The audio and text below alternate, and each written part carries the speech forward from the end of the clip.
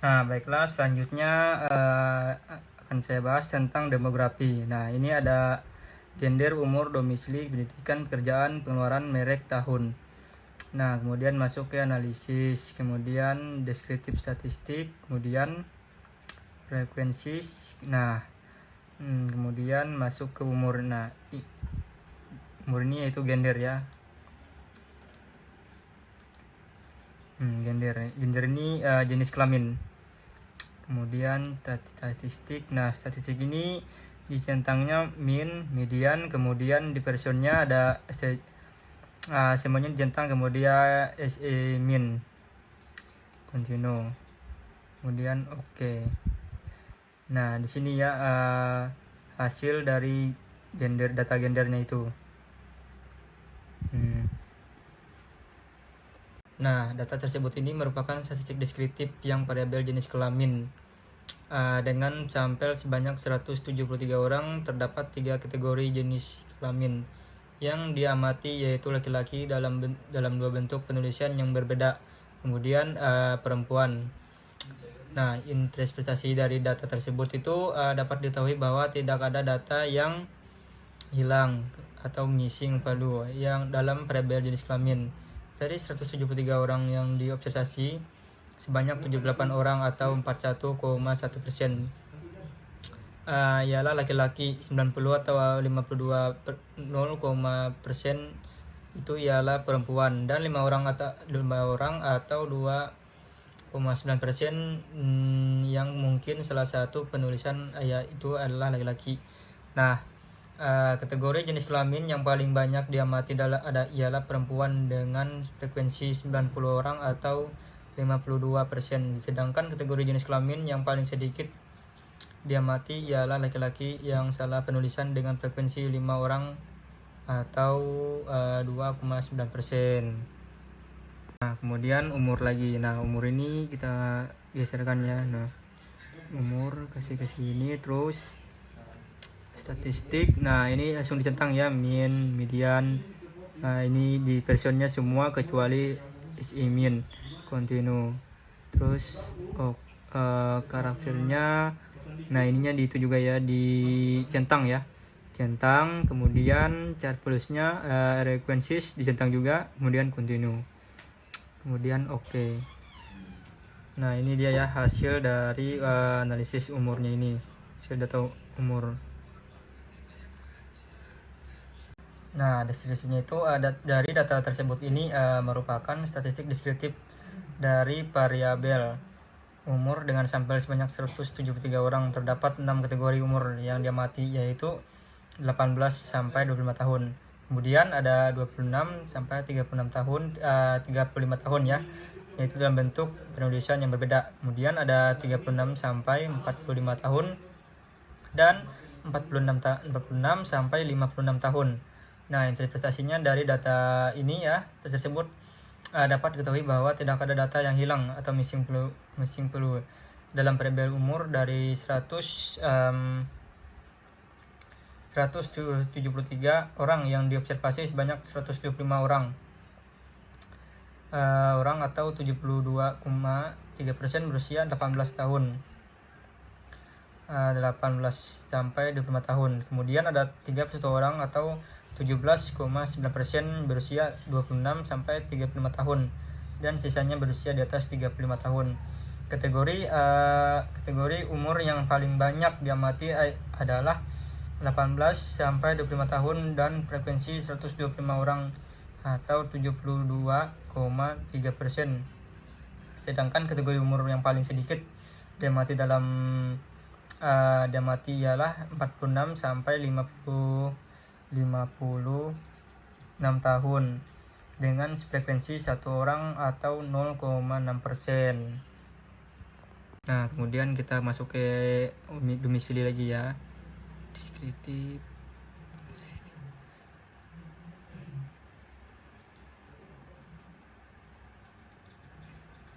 Domisili, statistiknya, terus sentral tendensinya ini min, median dicentang ya. Kemudian di versionnya semuanya dicentang, yang kecuali SE min. continue. Kemudian charge-nya ini p-charge ya yang dicentang, yang charge values-nya ada cheese ya dicentang, kemudian continue, kemudian oke. Nah ini ya hasil dari domisilinya. Nah domisili ini yaitu data yang diberikan merupakan data deskriptif demografi ya dari 173 responden variabel yang diamati oleh domisili responden. Terdapat 173 data yang valid dan tidak ada data yang hilang. Kemudian dari data tersebut terdapat 20 jenis domisi, 10 jenis komisi ya. Nah, yang berbeda di antara responden wilayah dengan jumlah responden terbanyak adalah Yogyakarta dengan frekuensinya 148 atau 85,5%. Diikuti oleh Semarang dengan frekuensi 4,202.3% dan Surabaya dengan frekuensi 2,1,2%. Wilayah lain memiliki frekuensi yang lebih rendah, yaitu hanya 1 responden per wilayah, kecuali Bekasi, Cirebon, Jakarta, Jogja, Klaten, Lampung, Malang, Mataram, NTB, Purwokerto, Serang, Banten, Sumba Timur, dan Waingupu Sumba Timur, NTT. Frekuensi kumulatif yang menunjukkan bahwa sekitar 99,4% dari responden ini berasal dari wilayah Yogyakarta dan sekitarnya. Sebagai kesimpulannya, data deskriptif demografi menunjukkan bahwa mayoritas responden berasal dari wilayah Yogyakarta. Wilayah-wilayah lain memiliki wilayah responden yang lebih rendah. Data ini dapat memberikan gambaran tentang distribusi geografis responden dalam studi atau survei yang dilakukannya. Nah, selanjutnya kita masuk ke umur lagi ya. Analisis deskriptif statistik umur. Oh, pendidikan ya ini. Pendidikan, terus statistiknya mean, median itu dicentang, kemudian dispersionnya semuanya dicentang kecuali SI mean, continue, terus charge-nya p-charge-nya dicentang, kemudian charge values-nya frequencies itu dicentang juga, kemudian continue. Nah, terus continue, oke. Nah, ini ya hasil dari pendidikannya, data-data pendidikannya. Nah, dari data tersebut merupakan statistik deskriptif dari variabel pendidikan dengan sampel sebanyak 173 orang. Terdapat 6 kategori pendidikan yang diamati, yaitu SMA atau sederajat, diploma, S1, S2, S3. Kemudian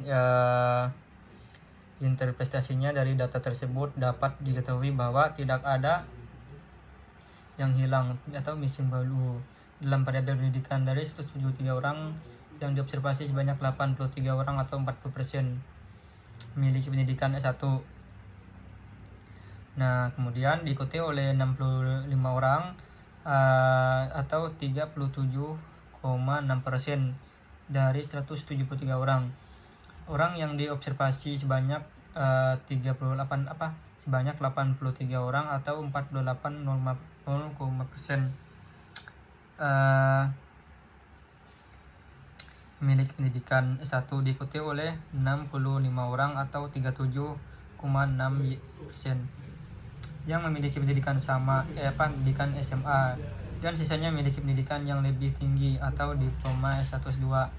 Kategori pendidikan yang paling banyak diamati adalah satu dengan frekuensi 83 orang atau 48%, atau 48,0%. Sedangkan kategori pendidikan yang paling sedikit diamati adalah S3 dengan frekuensi 1 orang atau 0,6%. Nah, kemudian selanjutnya masuk ke analisis pekerjaan ya. Deskriptif statistik, frekuensi pekerjaan, kemudian statistiknya ini seperti biasa ya, dicentang mean, median, kemudian ada dispersion, dicentang semua kecuali SI mean. continue. Kemudian charge-nya juga dicentang, charge TP-nya ini centangnya P-charge, kemudian charge values, kemudian yang dicentang itu frequencies ya, continue. Nah kemudian langsung oke. Nah ini ya hasil dari pekerjaannya. Nah dari data tersebut merupakan statistik deskriptif variabel pekerjaan yang dengan sampel sebanyak 173 orang ya. Terdapat beberapa kategori pekerjaan yang diamati, yaitu mahasiswa, pengajar, profesional, pegawai, pekerjaan sosial, dan lain-lain. Interpretasi dari data tersebut dapat diketahui bahwa tidak ada data yang hilang ya, atau missing values. Dalam variabel pekerjaan dari 173 orang ini diobservasi sebanyak 172 orang atau 70,05% berstatus sebagai mahasiswa, diikuti oleh wiraswasta yang memiliki presentasi 40%. Kategori pekerjaan yang paling banyak diamati adalah mahasiswa dengan frekuensi 122 orang atau 75%. Nah, sedangkan beberapa kategori pekerjaan seperti komensos, magang, dan profesional yaitu seperti akuntansi, dokter, pengacara, administrasi, akuntansi, arsitek, desainer memiliki frekuensi yang paling sedikit, yaitu hanya 1 orang atau 0,6%. Selanjutnya kita akan membahas tentang pengeluaran lagi ya. Analis, kemudian deskriptif statistik, pengeluaran, kemudian statistik. Nah, sentral tendensi ini median ini dicentang ya. Seperti biasa, diversion semuanya dicentang kecuali SI min. Kemudian charge-nya juga, charge TP itu dicentang cuman P-charge. Charge values ini cuma dicentang frequencies. Oke. Kemudian oke. Nah, ini ya hasil dari pengeluarannya.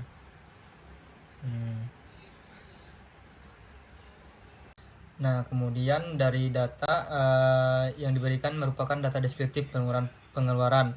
Dari 173 responden terdapat 173 data yang valid dan tidak ada data yang hilang. Dari data tersebut merupakan terdapat 7 kategori pengeluaran yang pulsa yang berbeda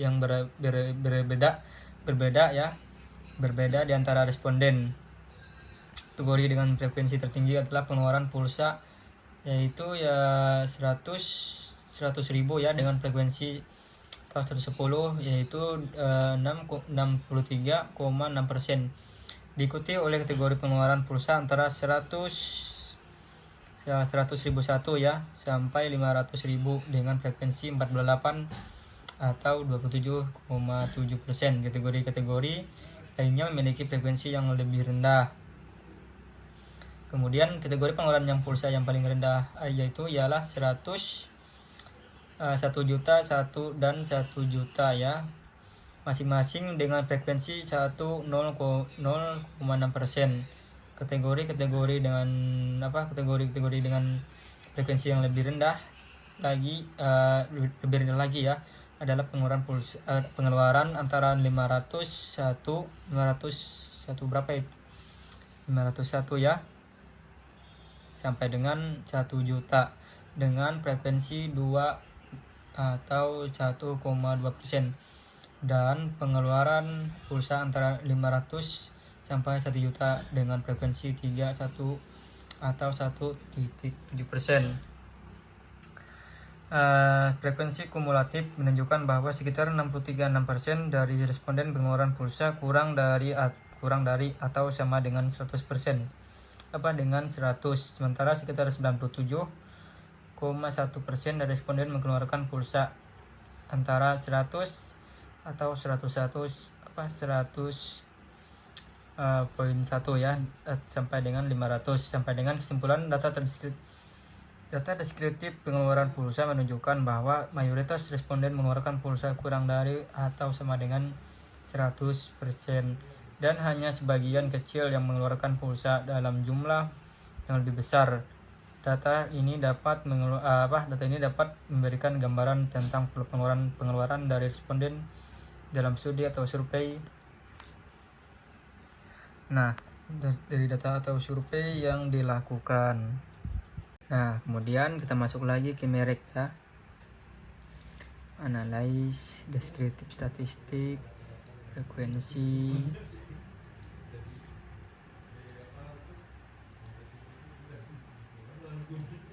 Nah, kemudian statistiknya central tendency, mean, median ini dicentang ya. Nah, kemudian ada dispersion. Nah, dispersion ini semuanya dicentang kecuali SI mean, continue.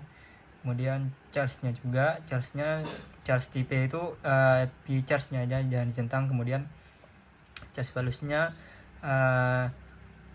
frekuensinya dicentang juga. Kemudian continue, kemudian oke. Nah, ini ya merek.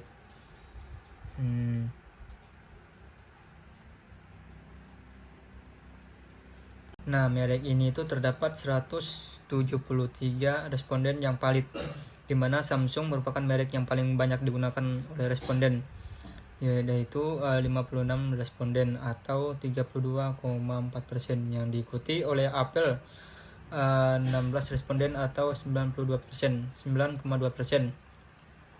Nah, kemudian ada Asus 16 responden atau 9,2%. Responden lainnya menggunakan berbagai merek lainnya seperti Xiaomi, Oppo, Lenovo, Sony, dan lain-lain. Nah, ini ya tentang merek. Kemudian masuk lagi ke tahun. Analis.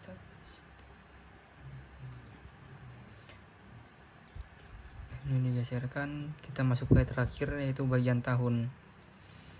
Seperti biasa, statistiknya central tendency, ini mean, median, centang, dispersion centang juga, kemudian SI mean, kemudian continue. Charge-nya juga, charge type ini P charge dicentang, charge value dicentang, kemudian continue, kemudian oke.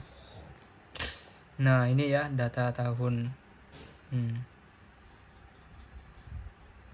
Nah, data yang disajikan ini ialah data demografi yang terkait dengan variabel tahun. Terdapat 173 data yang valid dan tidak ada data yang hilang atau missing. Berdasarkan frekuensi data, terdapat 7 kategori tahun yang berbeda, yaitu 7 tahun dengan frekuensi 4,4, yaitu 2,3%. Nah, kemudian ada 1-2 tahun dengan frekuensi 6 atau disebut juga dengan 3,5%. Kemudian ada 1-2 tahun dengan frekuensi 85 dengan yaitu 49 dan 49,1%. Kemudian ada 3-4 tahun dengan frekuensi 5 sampai dengan 2,9%. Kemudian ada 3-4 tahun dengan frekuensi 59 atau 34,1%. Nah, kemudian ada 5,6 tahun, 5-6 tahun, 1 tahun 5-6 tahun dengan frekuensi 1 atau 0,6%. Kemudian ada sampai 5-6 tahun dengan frekuensi 13 atau 7,5%. Nah, valid percentage menunjukkan persentase dari data yang valid dalam setiap kategori tahun. Cumulative percentage menunjukkan persentase dari data yang valid dalam setiap kategori tahun dan juga semua kategori sebelumnya. Nah, dari data ini dapat disimpulkan bahwa mayoritas responden 49,1% memiliki pengalaman 1-2 tahun. Sementara itu, jumlah responden yang memiliki pengalaman lebih dari 4 tahun, yaitu 3-6 tahun, relatif sedikit, hanya 4 tempat dari 173 tahun dari 173 responden atau 25,4%.